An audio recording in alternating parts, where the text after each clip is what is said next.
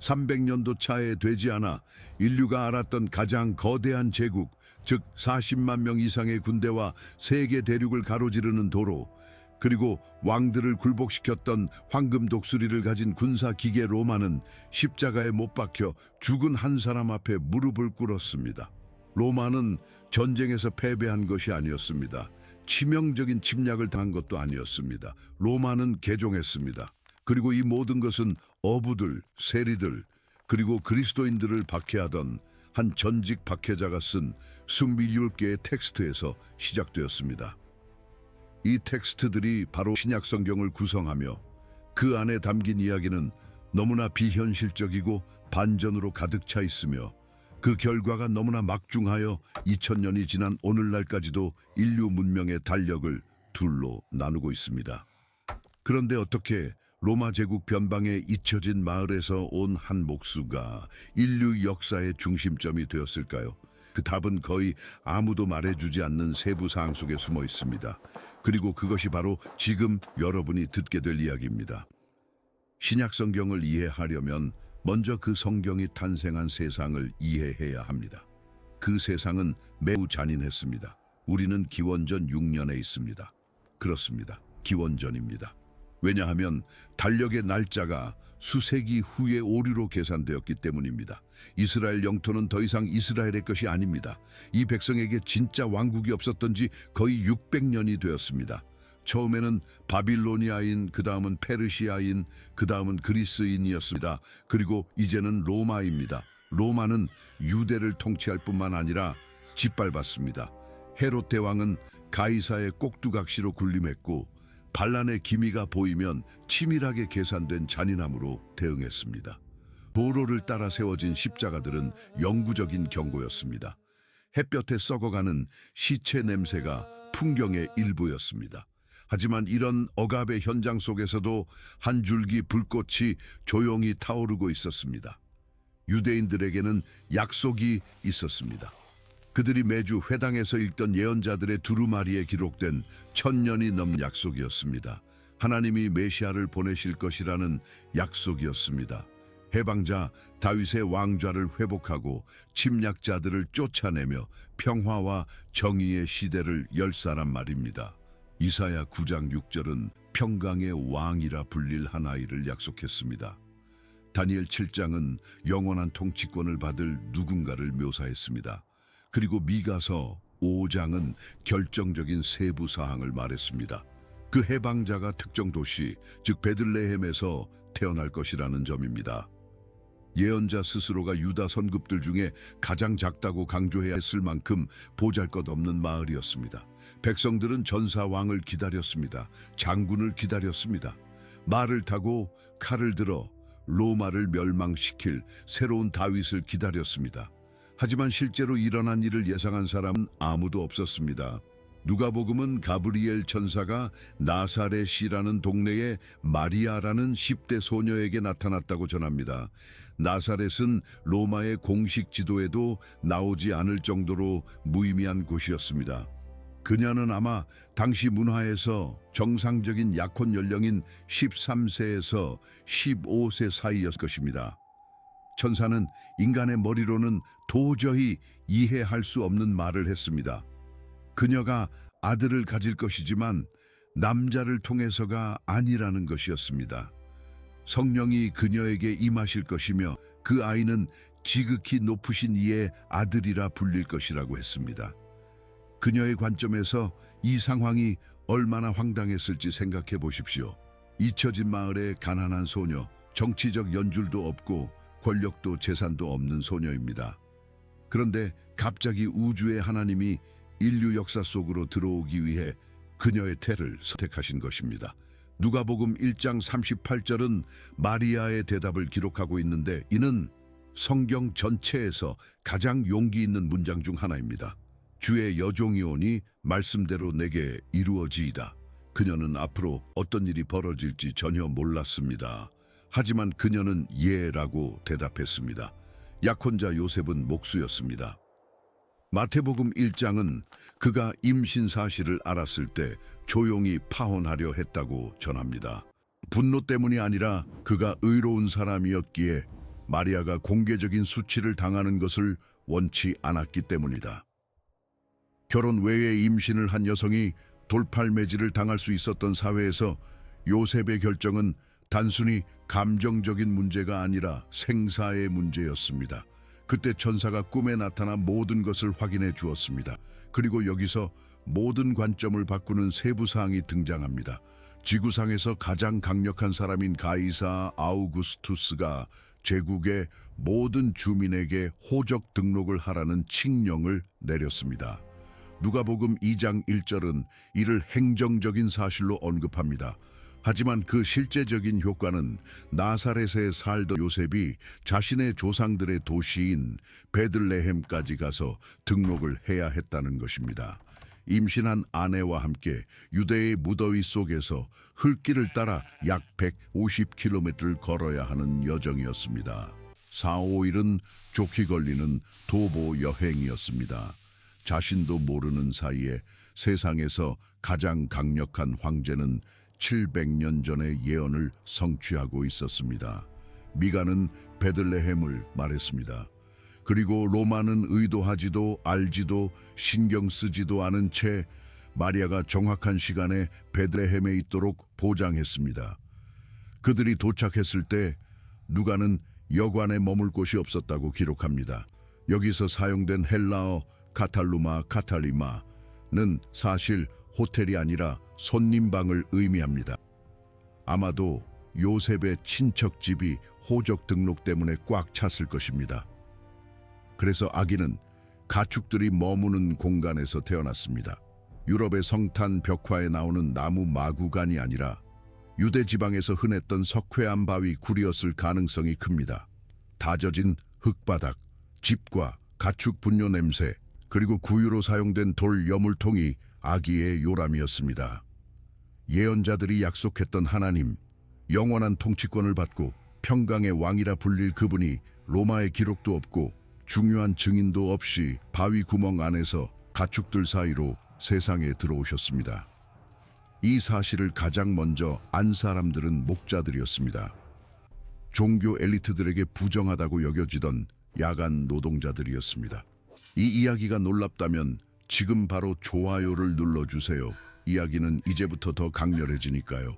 마태는 동방에서 박사들이 왔다고 전합니다. 아마도 하늘을 연구하던 점성술사들이었을 페르시아나 바빌로니아 사람들이었을 것입니다. 그들은 별을 따라 예루살렘으로 곧장 가서 유대인의 왕으로 나신 이가 어디 있느냐고 물었습니다. 이 질문은 헤롯의 귀에 들어갔습니다. 헤롯은 왕좌의 위협을 느끼면 자신의 아들들까지 암살하는 유형의 통치자였습니다. 역사가 요세푸스는 헤롯의 직접적인 명령으로 처형된 아들이 최소 3명이라고 기록합니다. 헤롯이 외국 점성술사들이 갓 태어난 왕을 찾고 있다는 말을 들었을 때 그의 반응은 예상대로 끔찍했습니다. 마태복음 2장 16절은 무슨 일이 일어났는지 기록합니다. 헤롯은 베들레헴의 2살 이하 모든 아이를 죽이라고 명령했습니다. 모든 아이를 말입니다. 로마 군인들이 집집마다 들어가 어머니들의 품에서 아기들을 낚아챘습니다. 성경은 비명소리를 묘사하지 않지만 마태는 예레미야 31장 15절을 인용합니다. 라마에서 슬퍼하며 크게 통곡하는 소리가 들리니 라헬이 그 자식을 위하여 애곡하는 것이라. 그가 자식이 없으므로 위로받기를 거절하였도다. 꿈에서 경고를 받은 요셉은 밤을 틈타 마리아와 아기를 데리고 이집트로 피신했습니다. 세상을 구원하러 온 소녀는 난민으로 삶을 시작했습니다. 그런 다음 성경은 이상한 일을 합니다. 시간을 건너뛰는 것입니다. 마태와 누가는 예수님의 이후 25좀 30년의 삶에 대해 거의 아무 말도 하지 않습니다. 누가는 단 하나의 사건만을 기록합니다. 12세 때 예수님이 유월절 이후 예루살렘 성전에 남으셨고 부모님이 사흘 후에 그를 찾았을 때 그는 율법 교사들 사이에 앉아 학자들을 깜짝 놀라게 하는 질문들을 하고 계셨습니다. 누가복음 2장 47절은 듣는 자가 다 그 지혜와 대답을 놀랍게 여기더라고 기록합니다. 그 후에는 침묵입니다. 수십 년간의 완전한 침묵입니다. 예수님은 나사렛에서 자라셨고 아마도 요셉 곁에서 목수로 일하며 보잘것없는 마을에서 평범해 보이는 삶을 사셨을 것입니다. 30년의 무명 시절입니다. 이것은 깊이 생각해 볼 만한 세부 사항입니다. 신성한 계획에는 30년의 기다림, 보이지 않는 준비, 그리고 평범함이 포함되어 있었습니다. 서기 29년 모든 것이 바뀝니다. 낙타털 옷을 입은 한 남자가 유대 광야 요단강 근처에 나타나 아무도 예상치 못한 메시지를 외치기 시작했습니다. 회개하라, 천국이 가까이 왔느니라. 이 사람은 예수님의 친척인 요한, 즉 세례 요한으로 알려진 사람이었습니다. 마가복음 1장 5절은 온 유대 지방과 예루살렘 사람이 다 나아가 그에게 귀를 기울였다고 전합니다.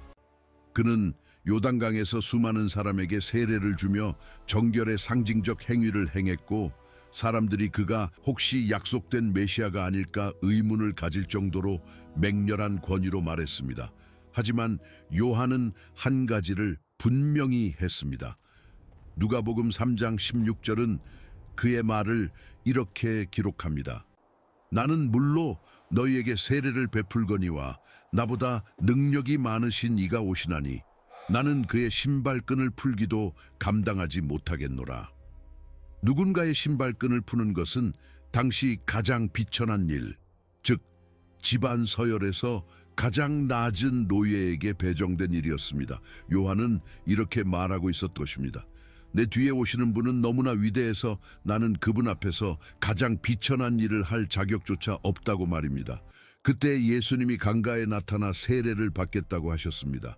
마태복음 3장 14절은 요한이 이를 말리려 했다고 전합니다.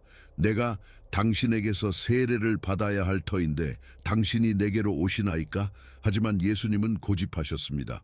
그리고 물에서 올라오실 때 공관복음서 세 곳 모두 똑같은 장면을 기록합니다. 하늘이 열리고 하나님의 성령이 비둘기처럼 내려오셨으며 한 목소리가 들렸습니다. 이는 내 사랑하는 아들이요 내 기뻐하는 자라. 그 직후 마가는 으디스 으텟, 즉 즉시라는 단어를 사용합니다. 성령이 예수님을 광야로 몰아내셨습니다. 40일 동안 홀로 계셨습니다. 음식도 없이 말입니다. 낮 기온이 40도를 넘고 밤에는 영하 가까이 떨어지는 유대 광야였습니다. 하얀 석회암 바위들이 거울처럼 햇빛을 반사하고 그늘 하나 없는 곳이었습니다. 그리고 그곳, 인간 인내의 물리적 한계점에서 사탄이 나타났습니다.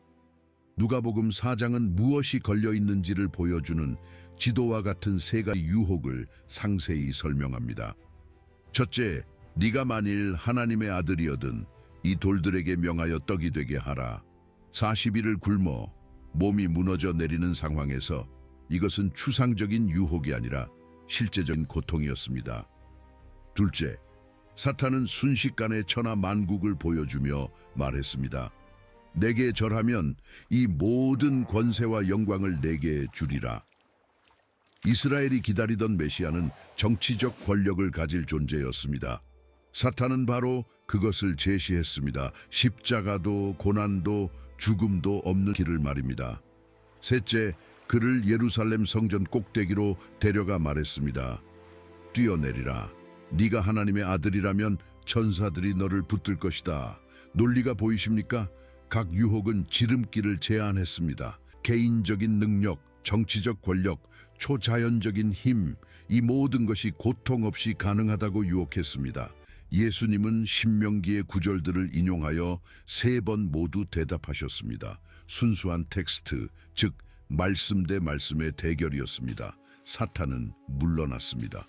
누가복음 4장 13절은 이 점을 분명히 기록합니다. 마귀가 모든 시험을 다 한 후에 얼마 동안 떠나니라. 그는 다시 돌아올 것이었습니다.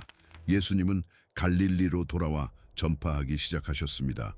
하지만 그분이 팀을 구성하는 방식은 모든 논리를 거스르는 것이었습니다. 산헤드린에 가서 랍비들을 채용하지 않으셨습니다. 교육받은 레위인들을 찾지도 않으셨습니다. 수십 년간 공부한 서기관들을 선택하지도 않으셨습니다. 마가복음 1장 16절은 그분이 갈릴리 해변, 즉 실제로는 길이가 21km에 달하는 민물 호숫가를 거니시다가 물에 그물을 던지는 두 사람을 보셨다고 전합니다. 시몬과 안드레였습니다. 어부들이었습니다. 손은 굳은 살이 박여 있고 옷은 젖어 있으며 생선 비린내가 나는 사람들이었습니다. 예수님은 네 마디 말씀을 하셨습니다.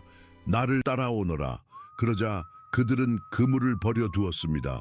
직후에 세베대의 아들 야고보와 요한, 배에서 그물을 깁고 있던 두 사람을 더 부르셨습니다.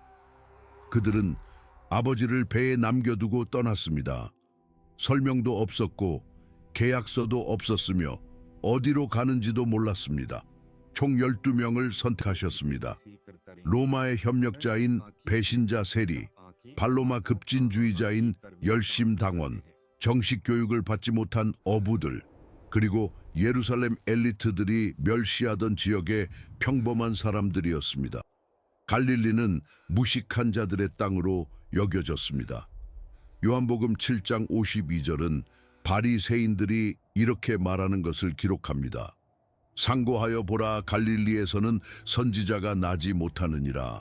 하나님이 불가능한 일을 이루기 위해 항상 예상치 못한 사람들을 선택하신다고 믿는다면 댓글로 하나님은 우리를 놀라게 하십니다 라고 남겨주세요. 예수님은 이 평범한 무리와 함께 누구도 정의할 수 없는 일을 시작하셨습니다. 그분은 전통적인 랍비들처럼 행동하지 않으셨습니다. 마태복음 7장 29절은 백성들이 그분의 가르침에 놀랐다고 전합니다. 왜냐하면 그 가르치시는 것이 권위 있는 자와 같고 그들의 서기관들과 같지 아니함일러라. 서기관들은 다른 스승들을 인용했습니다. 하지만 예수님은 내가 너희에게 이르노니 라고 말씀하셨습니다. 1인칭으로 자신의 권위로 말씀하신 것입니다. 유대인 스승 중 누구도 하지 않았던 방식입니다. 왜냐하면 그것은 자신을 하나님과 동등하게 두는 것을 의미했기 때문입니다. 그리고 표적들이 뒤따랐습니다. 마가는 복음서의 첫 장들을 마치 눈사태처럼 구성했습니다. 회당 한가운데서 더러운 귀신 들린 사람이 소리를 질렀고 예수님은 말 한마디로 그를 자유롭게 하셨습니다. 베드로의 장모가 열병으로 누워 있었는데 예수님이 그녀의 손을 잡으시자 열병이 즉시 떠나갔습니다. 나병 환자가 그분 앞에 무릎을 꿇었습니다. 예수님은 아무도 하지 않던 일을 하셨습니다. 나병 환자를 만지신 것입니다. 나병 환자를 만지는 것이 자신을 종교적으로 부정하게 만드는 세상에서 예수님은 손을 내밀어 그 남자의 파괴된 피부 대고 말씀하셨습니다. 내가 원하노니 깨끗함을 받으라. 소문은 불길처럼 번졌습니다. 마가복음 1장 45절은 예수님이 더 이상 드러나게 동네에 들어가지 못하실 정도였다고 말합니다. 사람들이 빈들에서 그분을 애워쌌습니다. 갈릴리, 유대, 예루살렘, 이두메, 요단강 건너편, 심지어 두로와 시돈 지역에서 사람들이 몰려왔습니다.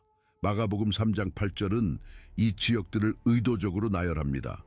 이것이 단순한 지역적 현상이 아니라 사회적 지진이었음을 이해시키기 위해서입니다.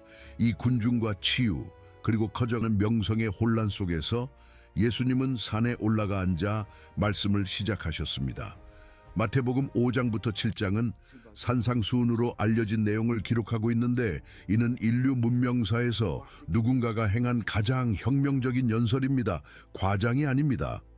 한 문장 한 문장이 고대 세계의 전제들을 무너뜨렸습니다. 심령이 가난한 자는 복이 있나니 천국이 그들의 것이며 부가 신성한 축복의 상징이었던 문화에서 예수님은 자신의 내면적 빈곤을 인정하는 자들에게 하늘나라가 속해 있다고 말씀하셨습니다. 온유한 자는 복이 있나니 그들이 땅을 기업으로 받을 것이며 칼로 세워진 제국에서 예수님은 온유한 자들이 모든 것을 상속받을 것이라고 하셨습니다. 애통하는 자는 복이 있나니 박해를 받는 자는 복이 있나니 그분은 로마와 유대 종교 엘리트들이 유지해 온 모든 가치를 뒤집으셨습니다. 그리고 도덕적 기준을 인간적으로 불가능해 보이는 수준까지 높이셨습니다. 살인하지 말라 하였다는 것을 너희가 들었으나 나는 너희에게 이르노니 형제에게 노하는 자마다 심판을 받게 되리라. 살인하지 않는 것만으로는 부족하며 분노 자체가 문제라는 것입니다. 눈은 눈으로 갚으라 하였다는 것을 너희가 들었으나 나는 너희에게 이르노니 악한 자를 대적하지 말라. 누구든지 내 오른편 뺨을 치거든 왼편도 돌려대라. 너희 원수를 사랑하며 너희를 박해하는 자를 위하여 기도하라. 아무도 이런 말을 들어본 적이 없었습니다. 고대 세계는 보복의 세계였고 힘에 의한 명예의 세계였으며 복수가 신성한 권리인 세계였습니다. 그런데 이 갈릴리 목수는 자신을 미워하는 자를 사랑하라고 말하고 있었습니다. 자신을 해치려는 자에게 선을 행하라고 말입니다. 산 위에서 어부들과 농부들에게 둘러싸여서 말입니다. 비유는 또 다른 무기였습니다. 예수님은 신학 강연을 하지 않으셨고 이야기를 들려주셨습니다. 그리고 그 이야기들은 사람들의 머릿속에 무섭게 박히는 힘이 있었습니다. 모든 것을 탕진하고 거절당할 것을 예상하며 집으로 돌아왔지만 두 팔 벌려 달려오는 아버지를 만난 탕자의 이야기. 겉옷을 들어 올리고 다리를 드러내는 것이 수치스러웠던 문화에서 가부장은 절대 달리지 않았습니다. 그 아버지는 아들에게 닿기 위해 스스로를 낮추었습니다. 선한 사마리아인 이야기. 여기서 충격적인 점은 유대인들이 사마리아인을 증오했다는 것입니다. 수세기에 걸친 민족적 종교적 적대 관계였습니다. 예수님은 청중들이 멸시하는 바로 그 부류의 사람을 이야기의 주인공으로 만드셨습니다. 의도적이고 치밀하며 천재적이었습니다. 각 비유는 도덕적 집속탄과 같았습니다.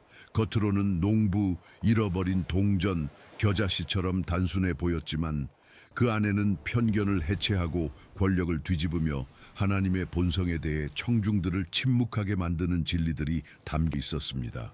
하지만 기적은 멈추지 않았고 그 규모는 불가능의 한계를 계속 넓혀갔습니다. 요한복음 6장은 남자만 5,000명, 여자와 아이들까지 합치면 아마 1만 5천 명이 넘는 군중이 아무것도 없는 곳에서 굶주리고 있었다고 묘사합니다. 한 소년이 보리떡 5개와 물고기 2마리를 지고 있었습니다. 예수님은 그것을 들어 축사하신 후 나누어 주기 시작하셨습니다. 그런데 끝나지 않았습니다.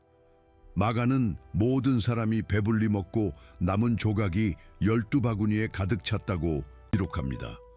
마태복음 14장은 같은 날 밤 제자들이 배를 타고 호수를 건너다 폭풍을 만났다고 전합니다.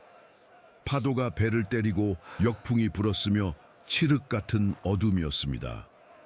밤 사경 즈음, 즉 새벽 3시에서 6시 사이 그들은 물 위를 걸어오는 한 형체를 보았습니다. 베드로가 말했습니다.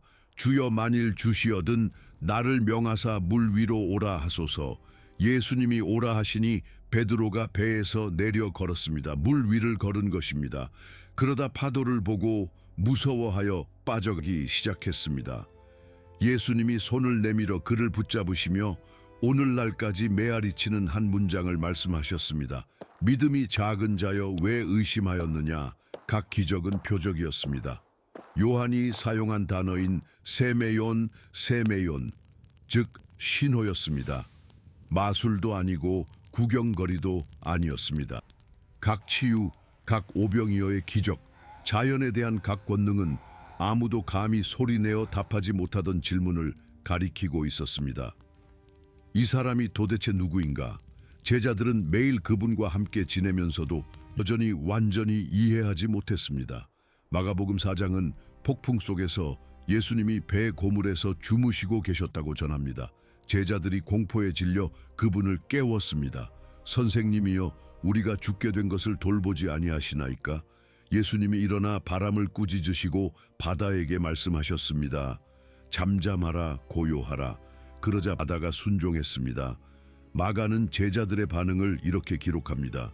그가 누구이기에 바람과 바다도 순종하는가? 그들은 몇 달 동안 그분과 함께 있었지만 여전히 몰랐습니다. 하지만 알고 있는 이들이 있었습니다. 그리고 그들은 점점 더 주의 깊게 지켜보고 있었습니다.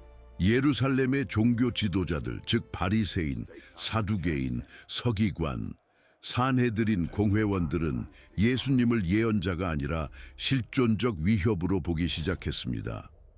그분은 안식일에 병을 고치셨는데 그들은 이를 율법 위반으로 여겼습니다. 그분은 나병 환자를 만지셨고 세리와 창녀들과 함께 앉으셨습니다.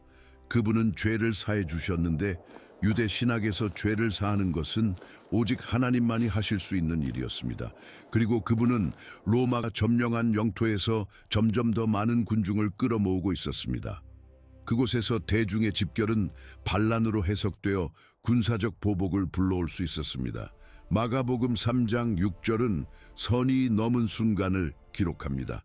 예수님이 안식일에 손 마른 사람을 고치신 후 바리새인들은 나가서 즉시 자신들의 정치적 원수인 헤롯 당원들과 함께 어떻게 그를 죽일까 모의하기 시작했습니다. 공통의 적을 위해 원수들이 손을 잡은 것입니다. 이것이 그들이 느꼈던 위협의 크기를 말해줍니다. 여기서 신약 성경의 이야기는 완전히 다른 단계로 접어듭니다. 왜냐하면 예수님은 무슨 일이 일어날지 정확히 알고 계셨기 때문입니다. 그분은 반응하고 계신 것이 아니라 주변에 누구도 보지 못하는 무언가를 향해 한 걸음 한 걸음 걸어가고 계셨습니다. 그리고 마침내 제자들에게 예루살렘에서 무슨 일이 일어날지 밝히셨을 때 그들의 반응은 순전한 공포였습니다. 마가복음 8장 31절은 예수님이 처음으로 일어날 일을 소리내어 말씀하신 장면을 기록합니다.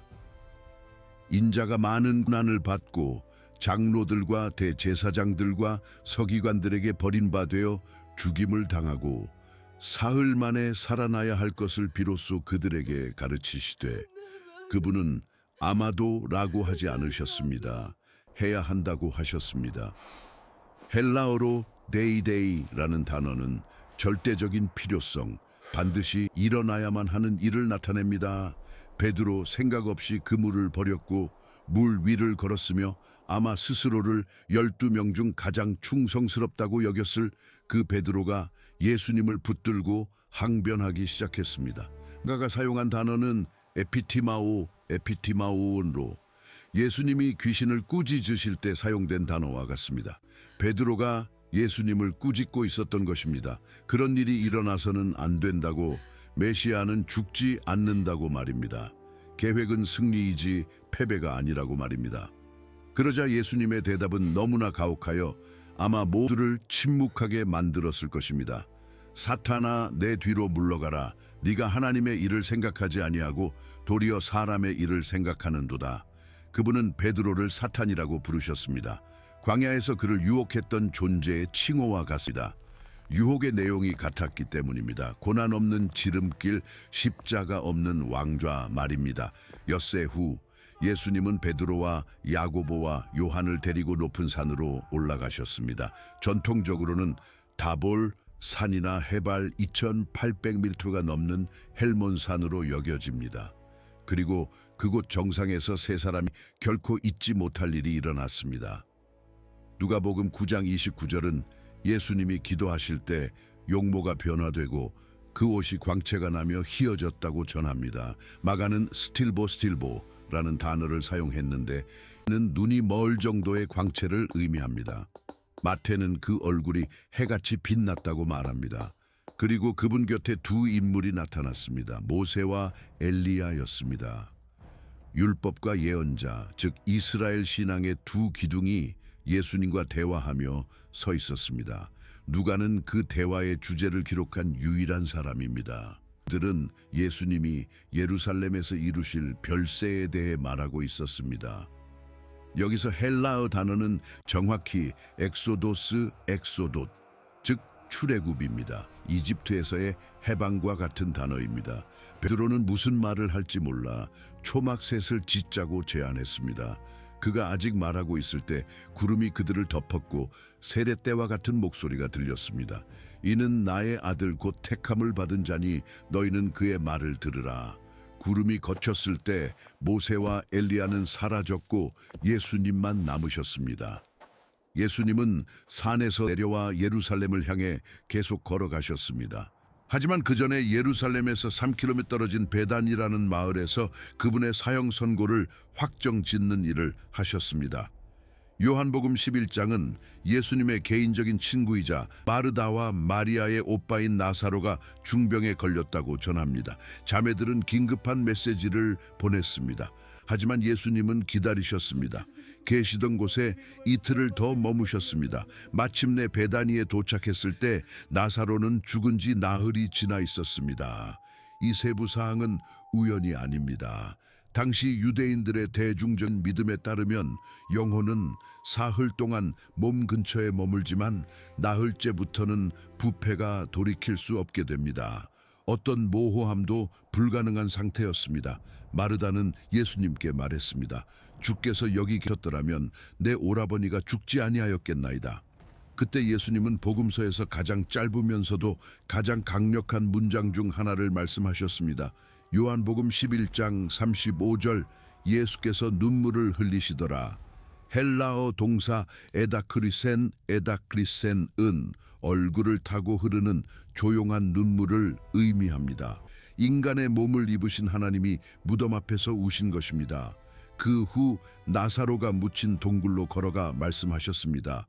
돌을 옮겨 놓으라. 마르다가 항의했습니다. 주여, 죽은 지가 나흘이 되었음에 벌써 냄새가 나나이다. 유대의 무더위 속에서 나흘입니다. 부패가 진행된 상태였습니다. 예수님은 항의를 무시하고 하늘을 우러러보며 큰 소리로 기도하신 뒤 외치셨습니다. 나사로야, 나오라. 그러자 죽었던 사람이 나왔습니다. 배로 몸을 동인 차에 얼굴은 수건에 쌓인 모습으로 걸어 나왔습니다. 요한복음 11장 45절은 그것을 본 많은 유대인이 믿었다고 전합니다. 하지만 11장 53절은 더 중요한 것을 말합니다. 이날부터는 그들이 예수를 죽이려고 모의하니라. 대제사장 가야바는 요한복음 11장 50절에 기록된 냉혹한 정치적 계산을 했습니다. 한 사람이 백성을 위하여 죽어서 온 민족이 망하지 않게 되는 것이 너희에게 유익한 줄을 생각하지 아니하는도다. 그는 로마를 두려워했습니다. 예수님이 계속 군중을 끌어모으면 로마인들이 와서 성전과 민족을 멸망시킬 것이라고 생각했습니다. 가야바의 머릿속에서 시스템을 보존하기 위해 한 사람을 죽이는 것은 실용주의였습니다. 그는 자신이 예언하고 있다는 사실을 몰랐습니다. 서기 30년 혹은 33년 봄, 역사가들은 정확한 날짜를 논쟁하지만 예수님은 예루살렘 전체를 뒤흔든 일을 하셨습니다. 그분은 어린 나귀를 타고 성에 입성하셨습니다. 5세기 전에 기록된 스가랴 9장 9절은 이렇게 말했습니다. 보라, 내 왕이 내게 임하시나니 그는 공의로우시며 구원을 베푸시며 겸손하여서 나귀를 타시나니. 유월절을 지키러 온 군중이 길에 종려나무 가지와 겉옷을 폈습니다. 그들은 외쳤습니다. 호산나, 찬송하리로다 주의 이름으로 오시는 이여. 누가복음 19장 40절은 바리새인들이 예수님께 백성들을 조용히 시키고 요구했을 때 그분이 이렇게 대답하셨다고 기록합니다.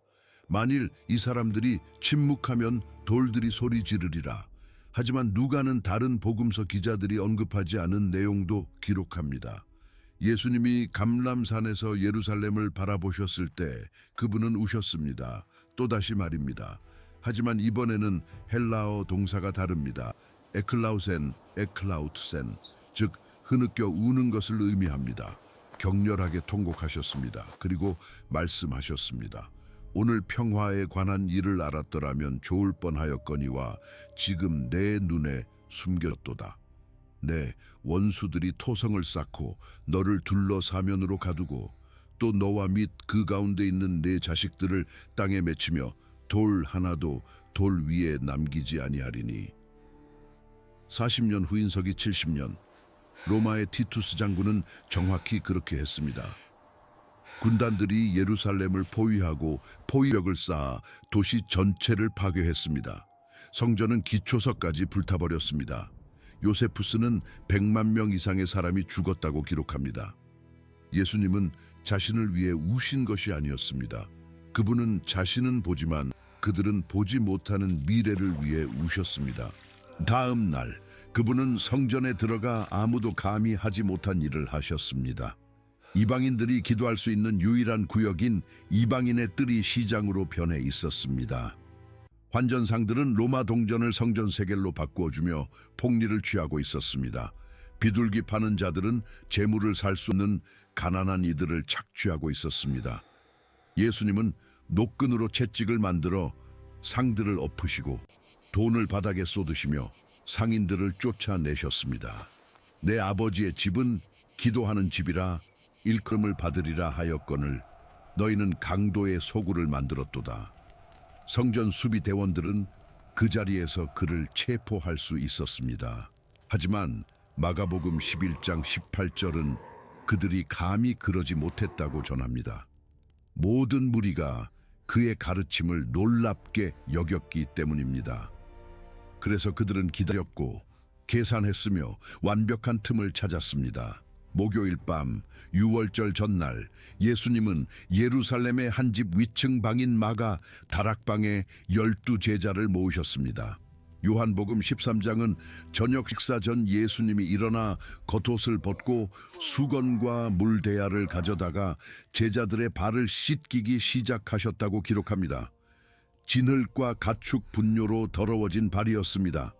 어부들, 전직 세리, 땅바닥에서 잠을 자던 사람들의 발이었습니다. 스승이 바닥에 무릎을 꿇고 가장 낮은 노예의 일을 하고 계셨습니다.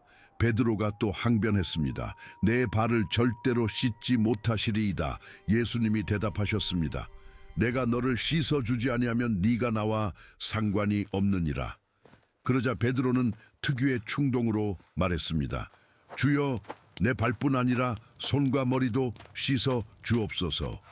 식사 중에 예수님은 떡을 떼어 주시며 말씀하셨습니다. 이것은 너희를 위하여 주는 내 몸이라. 포도주 잔을 드시고 말씀하셨습니다. 이 잔은 내 피로 세우는 새 언약이니 곧 너희를 위하여 붓는 것이라. 무슨 일이 일어나고 있는지 보이십니까? 유월절은 이집트에서 이스라엘을 구원한 어린 양의 피를 기념하는 날입니다. 예수님은 이제 내가 바로 그 어린 양이다 라고 말씀하고 계셨습니다. 그리고 그 식사 자리에서 그분은 12명을 바라보며 말씀하셨습니다. 너희 중 한 사람이 나를 팔리라. 요한복음 13장 30절은 유다가 조각을 받고 곧 나가니 밤이러라 고 기록합니다. 성경 전체에서 가장 어두운 세 마디 중 하나입니다. 식사 후 예수님은 남은 제자들과 함께 감람산을 향해 가셨습니다. 히브리어로 기름 짜는 틀이라는 뜻의 겟세만의 동산이었습니다. 비틀린 줄기를 가진 오래된 올리브 나무들이 있는 곳으로 그중 일부는 오늘날까지 살아 있습니다. 예수님은 11명과 떨어져 베드로와 야고보와 요한을 더 데리고 가셨으며 그분이 느끼는 감정의 깊이를 드러내는 말씀을 하셨습니다. 마가복음 14장 34절 내 마음이 심히 고민하여 죽게 되었으니 헬라어 동사 페리리포트는 사방에서 짓누르는 듯한 압도적인 슬픔을 의미합니다. 의사였던 누가는 누가복음 22장 44절에 임상적인 세부 사항을 덧붙입니다. 예수께서 힘쓰고 애써 더욱 간절히 기도하시니 땀이 땅에 떨어지는 핏방울같이 되더라. 혈한증 에헤마티드로스, 즉 땀에 피가 섞여 나오는 현상은 극심한 스트레스 상황에서 피부 및 모세혈관이 터져 피가 땀과 섞이는 현상으로 의학적으로 기록되어 있습니다. 매우 드물지만 실제로 일어나는 일입니다. 그리고 그날 밤 예수님이 하신 기도는 기록된 것 중 가장 정직한 기도입니다. 아버지여 만일 할만하시거든 이 잔을 내게서 지나가게 하옵소서. 그러나 나의 원대로 마시옵고 아버지의 원대로 하옵소서. 3번 간구하셨고 3번 복종하셨습니다. 그리고 제자들에게 돌아오셨을 때 그들은 자고 있었습니다. 모두가 말입니다. 역사의 가장 어두운 순간에 그분은 눈을 감고 있는 그들을 발견하셨습니다. 너희가 나와 함께 1시간도 깨어 있을 수 없더냐? 그 순간 올리브 나무들 사이로 횃불들이 나타났습니다. 유다는 대제사장들과 장로들이 보낸 검과 몽치를 든 무리를 이끌고 도착했습니다. 약속된 신호는 입맞춤이었습니다. 근동 문화에서 입맞춤은 스승과 제자 사이의 존경의 인사였습니다. 유다가 다가와 안녕하시옵니까? 랍비여라고 하며 입을 맞추었습니다. 예수님은 대답하셨습니다. 친구여, 네가 무엇을 하려고 왔는지 행하라. 여기서 헬라어 헤타이레는 격식 있고 거리가 있는 단어로 동료 정도의 의미입니다. 사랑하는 제자들에게 쓰시던 단어가 아니었습니다. 베드로가 칼을 뽑아 대제사장의 종의 귀를 베었습니다. 누가는 그 이름이 말고라고 기록한 유일한 사람입니다. 예수님은 베드로를 꾸짖으시고 그 사람의 귀를 만져 고쳐주셨습니다. 십자가 전 그의 마지막 기적은 자신을 방어하려던 제자가 입힌 상처를 치료하는 것이었습니다. 그리고 마가복음 14장 50절은 파괴적인 7마디를 기록합니다. 제자들이 다 예수를 버리고 도망하니라. 모두가 말입니다. 그와 함께 죽겠다고 맹세했던 11명 각자가 말입니다. 마가는 이상하고 구체적인 세부 사항을 하나 덧붙입니다. 배에 호티브를 두르고 예수를 따라가던 한 청년이 있었는데 사람들이 그를 잡으려 하자 호티브를 버리고 벗은 몸으로 도망했다는 것입니다. 많은 학자는 이 청년이 마가 자신이며 부끄러운 목격자로서 자신의 존재를 텍스트에 서명한 것이라고 믿습니다. 뒤이어 하룻밤 사이에 6번의 불법 재판이 열렸습니다. 먼저 예수님을 전직 대제사장이자 가야바의 장인인 안나스에게 데려가 고소를 위한 비공식 신문을 했습니다. 그 다음 새벽 중간에 가야바의 집에 급히 소집된 사내들인 공회로 데려갔습니다. 이는 그들 스스로의 재판 규칙 중 최소 4가지를 위반한 것이었습니다.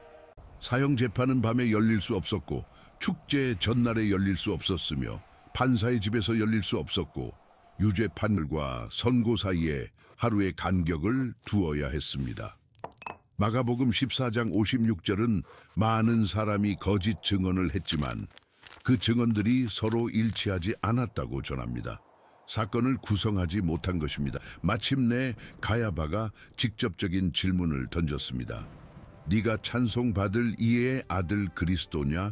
예수님은 모든 것을 바꾼 헬라어 2마디로 대답하셨습니다. 에고 에이미, 내가 그니라. 하나님이 불타는 떨기나무에서 모세에게 계시하셨던 바로 그 이름입니다. 가야바는 자기 옷을 찢으며 말했습니다. 신성모독이로다. 우리가 어찌 더 증인을 요구하리요? 결정은 이미 내려졌습니다. 그 후 그들은 예수님을 빌라도에게 보냈습니다. 사내들이는 처형 권한이 없었고 로마만이 사형을 집행할 수 있었기 때문입니다. 빌라도는 그를 신문했으나 죄를 찾지 못했습니다. 누가복음 23장은 빌라도가 유월절을 지키러 예루살렘에 와 있던 헤롯 안티파스에게 이 문제를 넘기려 했다고 기록합니다. 헤롯은 예수님을 신문하고 조롱하며 화려한 옷을 입혀 다시 돌려보냈습니다. 빌라도는 마지막 탈출구를 시도했습니다. 군중에게 예수와 민람 및 살인죄로 갇힌 바라바 중 한 명을 선택하게 한 것입니다. 제사장들에게 선동된 군중은 바라바를 놓아주라고 외쳤습니다. 빌라도가 예수에 대해 어떻게 하느냐고 묻자 그 대답은 예루살렘의 돌벽을 울리는 합창이었습니다. 십자가에 못 박게 하소서, 십자가에 못 박게 하소서. 빌라도는 말 그대로 무리 앞에서 손을 씻으며 예수님을 십자가에 못 박도록 넘겨주었습니다. 십자가 형전에 채찍질이 있었습니다. 로마의 채찍 플라그룸은 뼈 조각과 금속 조각이 끝에 달린 가죽 채찍이었습니다. 군인들은 죄수의 옷을 벗기고 낮은 등에 묶은 뒤 갈비뼈가 드러날 때까지 때렸습니다. 역사가들은 39대에서 120대 사이를 맞았을 것으로 추정합니다. 많은 죄수가 십자가에 도달하기 전에 죽었습니다. 그 후 군인들은 가시관을 엮어 예수님의 머리에 눌러 씌웠습니다. 아마 가시 길이가 5cm에 달하는 대추나무 종류였을 것입니다. 그들은 그에게 자색 옷을 입히고 오른손에 갈대를 들린 뒤 조롱하며 무릎을 꿇었습니다. 유대인의 왕이여 평안할지어다. 그에게 침을 뱉고 갈대로 머리를 쳐서 가시가 더 깊이 박히게 했습니다. 그분은 파티불름이라 불리는 무게가 35리터에서 55kg 사이인 십자가 가로대를 짊어지고 예루살렘 거리를 지나 해골의 곳이라는 뜻의 골고다까지 가셨습니다. 마가복음 15장 21절은 군인들이 북아프리카 구레네에서 온 시몬이라는 사람을 강제로 동원해 십자가를 지게 했다고 전합니다. 예수님은 더 이상 지탱할 수 없으셨습니다. 골곳에서 그들은 그를 나무 위에 눕히고 손목과 발에 철못을 박았습니다. 중세 예술이 묘사하듯 손바닥이 아니었습니다. 손바닥은 몸의 무게를 견딜 수 없었기에 못은 손목뼈 사이인 데스토 공간, 스페이스 오브 데스토트를 관통했습니다. 십자가형은 질식으로 죽게 만듭니다. 팔에 매달린 몸의 무게가 횡격막을 압박합니다. 숨을 쉬기 위해 죄수는 발의 못에 의지해 몸을 밀어 올려야 했습니다.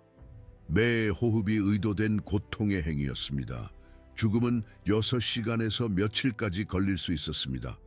예수님의 머리 위패에는 히브리어, 라틴어, 헬라어로 나사렛 예수 유대인의 왕이라고 쓰여 있었습니다. 빌라도가 쓴 문구였습니다. 제사장들은 자칭 유대인의 왕이라고 고쳐 써달라고 요청했지만 빌라도는 대답했습니다. 내가 쓸 것을 썼다. 누가복음 23장 34절은 예수님이 십자가 위에서 하신 첫 번째 말씀을 기록합니다. 아버지 저들을 사하여 주옵소서. 자기들이 하는 것을 알지 못함이니이다. 그분은 못을 박은 군인들을 용서하고 계셨습니다. 재판을 꾸민 제사장들을 용서하고 계셨습니다. 십자가에 못 박으라고 외친 군중을 용서하고 계셨습니다. 질식해 가면서도 용서하고 계셨습니다. 마가복음 15장 33절은 정오의 어둠이 온 땅을 덮어 3시간 동안 지속되었다고 기록합니다. 일식이 아니었습니다. 유월절은 보름달 때 일어나므로 천문학적으로 일식은 불가능합니다. 서기 52년경 글을 쓴 이교도 역사가 탈로스는 어둠을 일식으로 설명하려 했습니다. 3세기의 연대기 작가 율리우스 아프리카누스는 탈로스를 구체적으로 인용하며 그 설명을 반박했습니다. 날짜상 일식이 불가능했기 때문입니다. 그리스도교 운동 밖의 목격자들도 설명할 필요를 느낄 만큼 그 하늘에는 어떤 일이 일어났습니다. 오후 3시, 3시간의 어둠 끝에 예수님은 아람어로 그분의 입에서 나온 가장 고통스러운 말씀을 외치셨습니다. 엘리 엘리 라마 사박다니, 즉 나의 하나님 어찌하여 나를 버리셨나이까. 이는 시편 22편의 첫 구절입니다. 십자가형이 발명되기 1000년 전에 기록된 시편으로 손과 발이 찔리고 옷이 제비 뽑히며 조롱하는 원수들에게 둘러싸인 한 사람을 묘사합니다. 하지만 인용이라고 해서 그 고통이 줄어드는 것은 아니었습니다.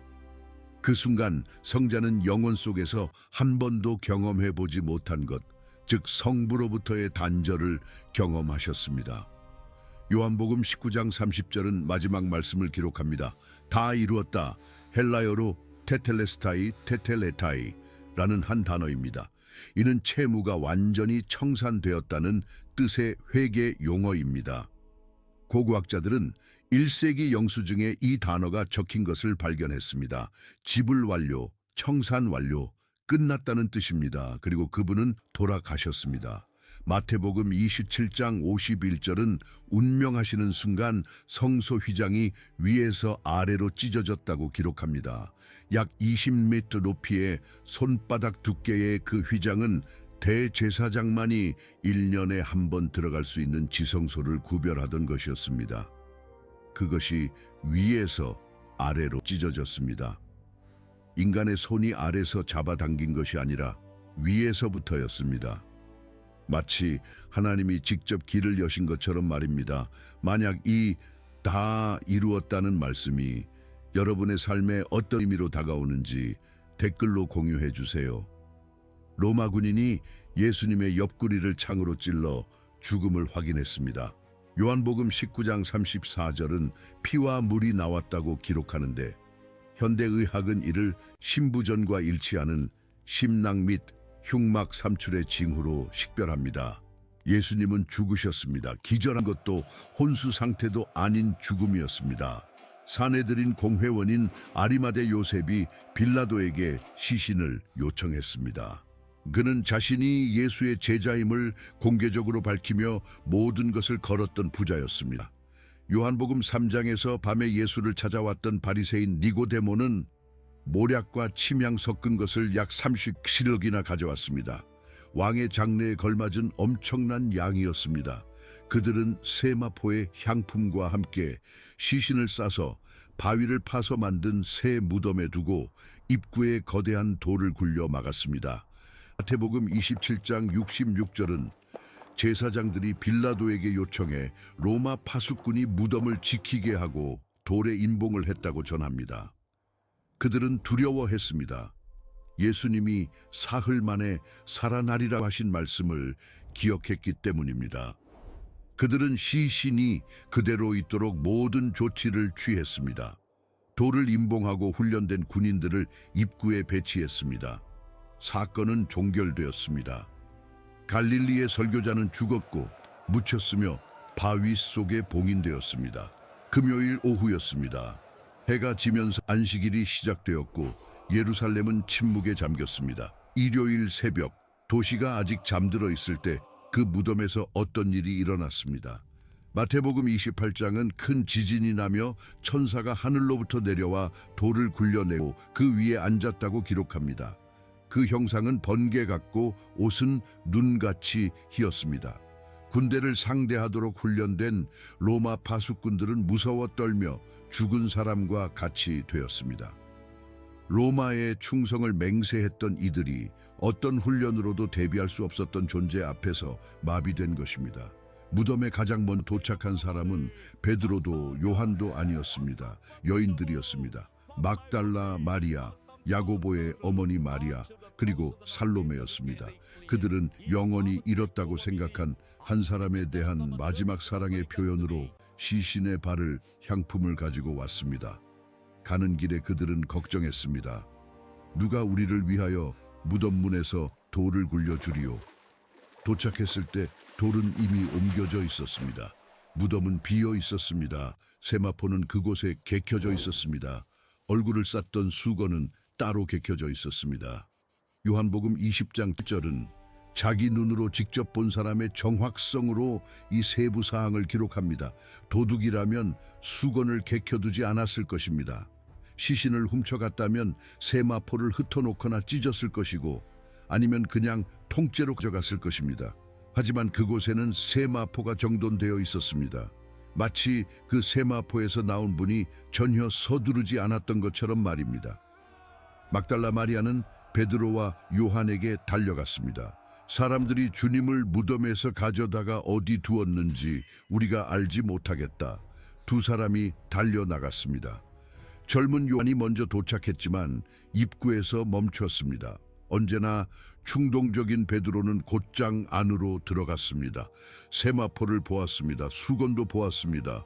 요한복음 20장 8절은 자기 자신에 대해 말하는 그 다른 제자 요한이 보고 믿더라고 기록합니다. 그들은 빈 무덤을 보고 집으로 돌아갔습니다. 하지만 마리아는 남았습니다. 무덤 밖에 서서 울고 있었습니다. 그리고 무덤 안을 들여다보았을 때 시신이 있던 자리에 앉아있는 두 천사를 보았습니다. 여자여 어찌하여 우느냐? 사람들이 내 주님을 옮겨다가 어디 두었는지 내가 알지 못함이니이다. 그녀가 뒤를 돌아보았을 때 한 남자가 서 있는 것을 보았습니다. 동산지기인 줄 알았습니다. 그때 그분이 한마디를 하셨습니다. 마리아야. 그러자 그녀는 그분을 알아봤습니다. 그 목소리, 그분이 자신의 이름을 부르는 방식이었습니다. 요한복음 20장 16절은 아람어 한 단어로 그녀의 대답을 기록합니다. 라보니, 즉 선생님이라는 뜻입니다. 그녀는 역사상 부활하신 예수님을 본 첫 번째 사람이 되었습니다. 사도도 아니고 종교 지도자도 아니었습니다. 7 귀신에게서 노임받았던 한 여인이었습니다.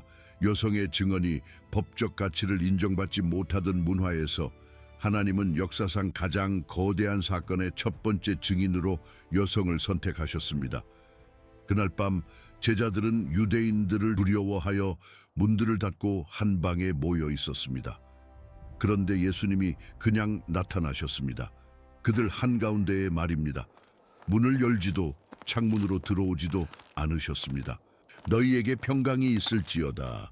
손과 옆구리를 보여주셨습니다. 못자국과 창자국이었습니다. 그들은 기뻐했습니다. 하지만 도마는 그 자리에 없었습니다. 다른 이들이 말해주자 그는 그를 영원히 정의하게 될 문장을 말했습니다. 내가 그의 손에 못자국을 보며 내 손가락을 그 못자국에 넣으며 내 손을 그 옆구리에 넣어보지 않고는 믿지 아니하겠노라. 여드레 후 예수님이 다시 나타나셨습니다. 이번에는 도마도 있었습니다. 예수님은 그를 바라보며 말씀하셨습니다. 네 손가락을 이리 내밀어 내 손을 보고 네 손을 내밀어 내 옆구리에 넣어보라. 그리하여 믿음 없는 자가 되지 말고 믿는 자가 되라. 도마는 신약성경 전체에서 가장 직접적인 고백으로 대답했습니다. 나의 주님이시요 나의 하나님이시니이다. 스승님이나 예언자라고 하지 않았습니다. 나의 하나님이라고 했습니다. 그리고 예수님은 그를 교정하지 않으셨습니다. 40일 동안 예수님은 수백 명의 사람에게 나타나셨습니다. 바울은 고린도전서 15장에서 그 명단을 나열합니다. 베드로에게 12제자에게 한 번에 500명이 넘는 형제에게 나타나셨는데 바울이 이 글을 쓸 때 그들 대부분이 살아 있었습니다. 마치 가서 그들에게 물어보라고 말하는 듯합니다. 그분의 동생 야고보에게도 나타나셨습니다. 야고보는 생전에는 형을 믿지 않았으나 이후 예루살렘 교회의 지도자가 되었습니다. 죽었다 살아난 형을 보고 확신을 얻은 회의론자였습니다. 하지만 떠나시기 전 예수님은 향후 2000년을 정의할 사명을 제자들에게 주셨습니다. 마태복음 28장 19절 그러므로 너희는 가서 모든 민족을 제자로 삼으라. 사도행전 1장 8절은 이를 보완합니다. 예루살렘과 온 유대와 사마리아와 땅끝까지 이르러 내 증인이 되리라. 그 후 감람산에서 그들이 보는 가운데 예수님은 하늘로 올려져 가셨습니다. 구름이 그를 가려 보이지 않게 했습니다. 그들이 하늘을 쳐다보고 있을 때 두 천사가 나타나 말했습니다. 갈릴리 사람들아 어찌하여 서서 하늘을 쳐다보느냐. 너희 가운데서 하늘로 올려지신 이 예수는 하늘로 가심을 본 그대로 오시리라. 열흘 후 유대 절기인 오순절 즉 유월절로부터 50일째 되는 날 120명의 제자가 예루살렘의 한 다락방에 모여 있었습니다. 사도행전 2장은 갑자기 하늘로부터 급하고 강한 바람 같은 소리가 나며 온 집에 가득했다고 기록합니다. 불의 혀처럼 갈라지는 것들이 각 사람 위에 임했습니다. 그리고 그들은 다른 언어들로 말하기 시작했습니다. 예루살렘은 제국의 모든 지역, 즉 바다의 메데, 엘람, 메소포타미아, 이집트, 리비아, 로마, 그레데, 아라비아에서 온 유대인 순례자들로 가득했습니다. 각 사람은 제자들이 자기들의 태어난 곳 방언으로 말하는 것을 들었습니다. 사도행전 2장 12절은 그들이 당황했다고 전합니다. 이것이 어찌 된 일이냐? 어떤 이들은 조롱했습니다. 술에 취했다. 그때 예수님을 3번 부인했던 바로 그 베드로가 수천 명 앞에 서서 그리스도교 역사상 첫 번째 설교를 했습니다. 요엘 선지자를 인용하고 시편을 인용하며 선포했습니다. 너희가 십자가에 못 박은 이 예수를 하나님이 주와 그리스도가 되게 하셨느니라. 사도행전 2장 37절은 이 말이 청중들의 마음을 찔렀다고 기록합니다. 우리가 어찌할꼬 그날 3,000명이 세례를 받았습니다. 교회가 탄생한 것입니다. 이후 몇 달 동안 일어난 일은 모든 예상을 뛰어넘었습니다. 사도행전 2장 44절은 모든 물건을 서로 통용하고 재산과 소유를 팔아 각 사람의 필요를 따라 나눠주는 공동체를 묘사합니다. 사도들의 손을 통해 기적들이 일어났습니다. 사도행전 3장은 베드로가 성전 미문에서 나면서부터 못 걷게 된 이를 고친 사건을 기록합니다. 40세가 넘도록 한 걸음도 떼지 못한 사람이었습니다. 베드로는 말했습니다. 은과 금은 내게 없거니와 내게 있는 이것을 내게 주노니 나사렛 예수 그리스도의 이름으로 일어나 걸으라. 그러자 그는 뛰어 일어났습니다. 말 그대로 뛰고 걸으며 하나님을 찬송하며 성전으로 들어갔습니다. 하지만 박해는 빠르게 닥쳤습니다. 예수를 정죄했던 바로 그 제사장들이 이제 그의 추종자들을 박해했습니다. 베드로와 요한은 잡히고 위협당하고 채찍질을 당했습니다. 사도행전 5장 41절은 놀라운 사실을 기록합니다. 그들이 공회 앞을 떠나며 그 이름을 위하여 능욕받는 일에 합당한 자로 여기심을 기뻐하니라. 채찍질을 당한 뒤에 기뻐한 것입니다. 이것은 정상적인 행동이 아닙니다. 거짓말을 지어낸 사람들은 웃으면서 매를 맞지 않습니다. 그리고 박해는 격화되었습니다. 은혜와 권능이 충만했다고 묘사된 젊은 집사 스데반은 산헤드린 앞에서 아브라함부터 모세, 솔로몬에 이르는 이스라엘의 역사를 되짚는 설교를 했고 직접적인 질책으로 끝을 맺었습니다. 너희도 너희 조상과 같이 항상 성령을 거스르는도다. 사도행전 7장 54절은 그들이 그를 향해 이를 갈았다고 말합니다. 스데반은 하늘을 우러러보며 말했습니다. 하늘이 열리고 인자가 하나님 우편에 서신 것을 보노라. 그들은 그를 성 밖으로 끌어내어 돌로 쳤습니다. 돌들이 그의 뼈를 부러뜨릴 때 스데반은 말했습니다. 주 예수여, 내 영혼을 받으시옵소서. 그리고 무릎을 꿇고 마치 마지막 의도적인 행동을 할 힘이 남은 듯 크게 외쳤습니다. 주여, 이 죄를 그들에게 돌리지 마옵소서. 그리고 잠들었습니다. 그는 자신을 죽이는 자들을 위해 용서를 구하며 죽었습니다. 십자가 위에 예수님과 똑같았습니다. 그리고 그곳에서 스데반을 돌로 치는 자들의 겉옷을 맡아 지켜보던 다소 사람 사울이라는 젊은 바리새인이 있었습니다. 사도행전 8장 1절은 사울이 그가 죽임당함을 마땅히 여기더라고 기록합니다.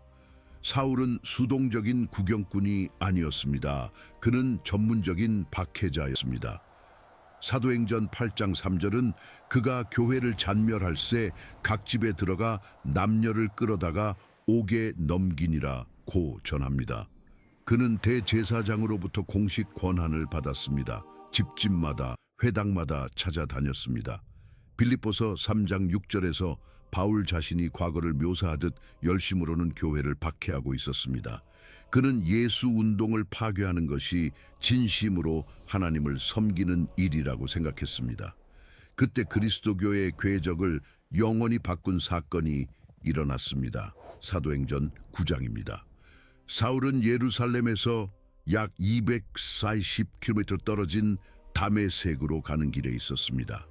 만나는 예수의 추종자들은 누구든 체포할 수 있는 권한 증서를 들고 말입니다. 갑자기 정오에 바울이 사도행전 26장에서 회고하듯 해보다 더 밝은 빛이 하늘로부터 그를 둘러 비추었습니다. 그는 땅에 엎드러졌습니다. 그리고 음성을 들었습니다.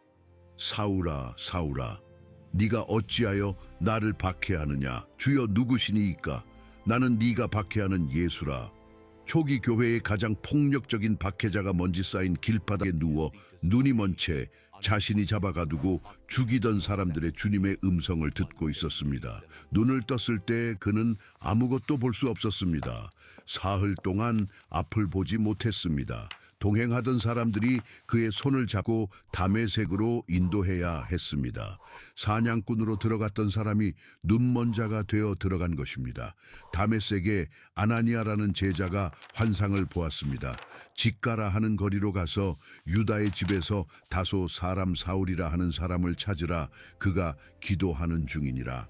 아나니아는 주저했습니다. 주여, 이 사람이 예루살렘에서 주의 성도들에게 적지 않은 해를 끼쳤다 함을 내가 여러 사람에게 들었사옵나이다. 하나님이 대답하셨습니다. 가라, 이 사람은 내 이름을 이방인과 임금들과 이스라엘 자손들에게 전하기 위하여 택한 나의 그릇이라. 아나니아는 갔습니다. 사울에게 안수하며 말했습니다.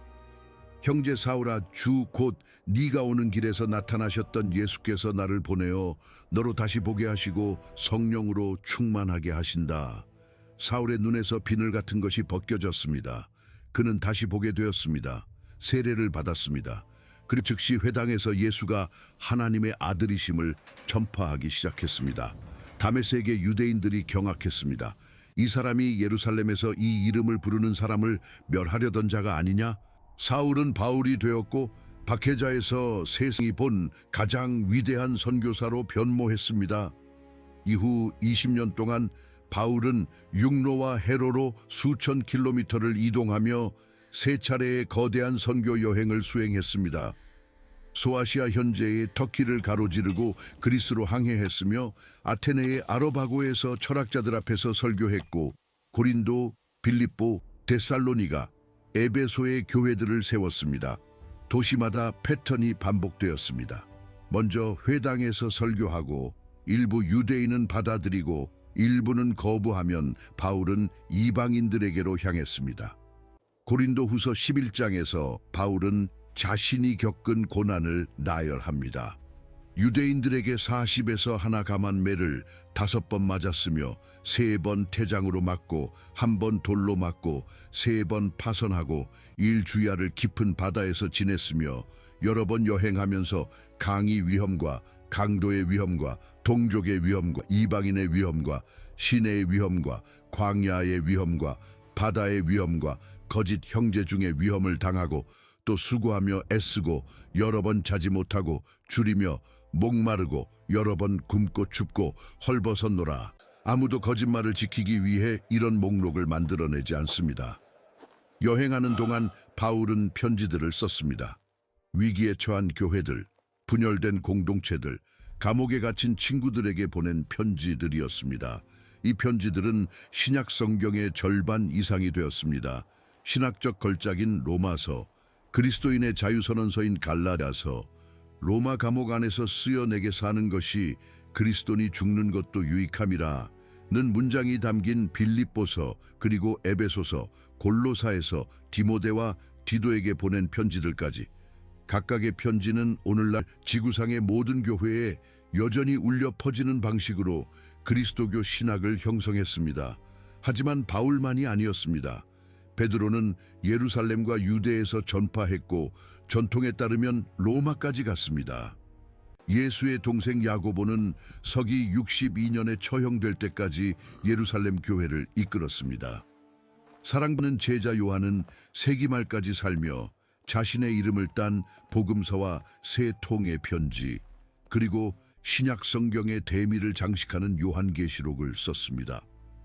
사도행전은 복음이 한 세대 만에 어떻게 예루살렘에서 로마까지 퍼졌는지를 기록합니다. 다락방에 120명으로 시작된 일이 30년 만에 지상 최대 제국의 수도에 도달한 것입니다. 그리고 회의론자들이 만족스럽게 답하지 못한 질문은 간단합니다. 무엇이 이 사람들을 변화시켰는가? 여종 앞에서 예수를 부인했던 베드로는 으스비우스의 전통에 따르면 로마에서 거꾸로 십자가에 못 박혀 죽었습니다. 자신의 스승과 같은 방식으로 죽을 자격이 없다고 생각했기 때문입니다. 세베대의 아들 야고보는 서기 44년경 헤롯 아그리빠에 의해 참수당했습니다. 사도행전 12장에 기록된 사도의 첫 번째 죽음입니다. 바울은 서기 64년에서 67년 사이 네로의 박해 중에 로마에서 참수당했습니다. 전승에 따르면 안드레는 X 자형 십자가에서 죽었고 바돌로메는 산채로 가죽이 벗겨졌습니다. 보지 않고는 믿지 않겠다 던 도마는 인도까지 가서 창에 찔려 죽었습니다. 사람들은 거짓인 줄 아는 것을 위해 죽지 않습니다. 사람들은 권력, 부, 안락함, 안전을 얻기 위해 거짓말을 합니다. 사도들은 그중 아무것 얻지 못했습니다. 그들이 얻은 것은 감옥, 채찍질, 유배, 그리고 처형이었습니다. 그러나 그들 중 누구도 물러서지 않았습니다. 고문이나 죽음 앞에서 우리가 다 지어낸 일이다 라고 말한 사람은 아무도 없었습니다. 만약 부활이 사기였다면 그것은 역사상 가장 잘못 계획된 사기였습니다. 공모자 전원이 자백하는 대신 죽음을 택했기 때문입니다. 하지만 그들 중 누구도 그것을 사기로 여기지 않았습니다. 그들에게 그것은 발밑의 땅만큼이나 실제했습니다. 예수님의 손에서 보았던 못 자국만큼이나 닫힌 방에서 너희에게 평강이 있을지어다 라고 하시는 음성을 들었던 것만큼이나 실제했습니다. 그리고 신약 성경의 마지막 책은 한 섬에서 왔습니다. 로마가 유배지로 사용하던 에게해의 불과 34제곱킬로미터 넓이의 화산 바위섬 반모였습니다. 그곳에서 서기 95년경 도미티아누스 황제 치하에서 노년의 요한이 환상을 보았습니다. 요한계시록 1장 10절, 주의 날에 내가 성령에 감동되어 내 뒤에서 나는 나팔 소리 같은 큰 음성을 들으니, 그가 보고 기록한 것은 지금까지 쓰여진 것 중 가장 웅장한 환상입니다. 소아시아의 7교회는 칭찬과 책망과 경고의 직접적인 메시지를 받았습니다. 인들이 떼어지고 나팔이 울려 퍼졌으며 심판의 대접들이 쏟아졌습니다. 바다와 땅에서 짐승들이 올라왔습니다. 해를 옷 입은 여자가 달을 밟고 서 있었습니다. 그리고 모든 것의 절정에서 요한계시록 21장은 하늘에서 내려오는 한 도시, 즉 새 예루살렘을 묘사합니다. 벽옥 성벽과 진주문, 투명한 금기를 가진 도시입니다. 하나님이 그들의 눈에서 모든 눈물 닦아주시니 다시는 사망이 없고 애통하는 것이나 곡하는 것이나 아픈 것이 다시 있지 아니하리니 처음 것들이 다 지나갔음이러라. 신약 성경은 마구간의 아기로 시작하여 우주 중심의 보좌로 끝납니다. 구유로 시작하여 영원한 도시로 끝납니다.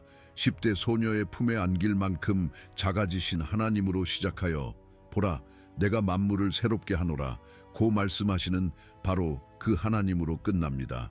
7권의 책. 어부, 의사, 세리, 회심한 바리새인, 정치범들에 의해 쓰였습니다.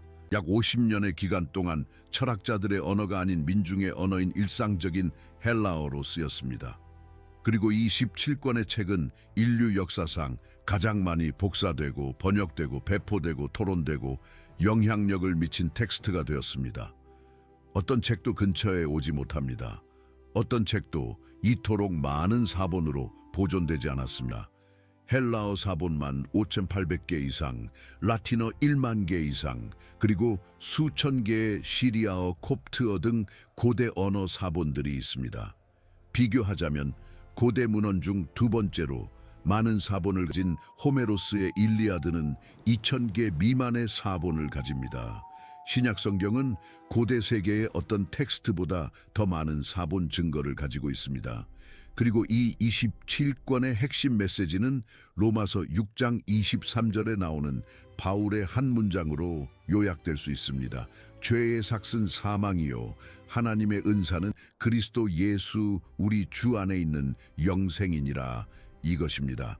모든 신학적 복잡성, 모든 역사적 서사, 모든 편지와 환상은 이 한 점으로 수렴됩니다. 신약 성경의 이야기는 종교에 관한 것이 아닙니다. 의식이나 성전, 규칙에 관한 것이 아닙니다. 망가진 인류를 바라보며 그 거리가 견딜 수 없다고 결정하신 하나님에 관한 이야기입니다. 그래서 하늘에서 지시를 내리는 대신 그분은 내려오셨습니다. 어부와 창녀들 사이에서 사셨습니다. 세리와 나병 환자들과 함께 드셨습니다. 만질 수 없는 자들을 만지셨습니다. 우는 자들과 함께 우셨습니다. 그리고 대가가 요구되었을 때 그분은 지불하셨습니다.